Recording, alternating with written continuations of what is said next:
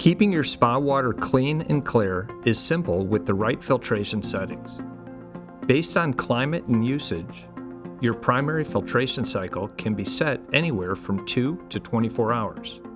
Here's how to adjust it in just a few quick steps. First, tap the screen to wake up the display.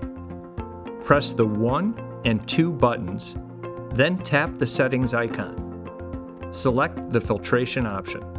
Tap on Primary Start, then scroll up or down with your finger to choose the time you want the cycle to begin. Once selected, press the check mark to confirm. Now, tap Primary End.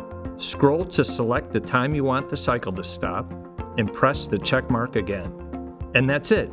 Your filtration cycle is now set to match your spa usage and environment. If you found this video helpful, make sure to subscribe for more easy maintenance tips from The Great Escape.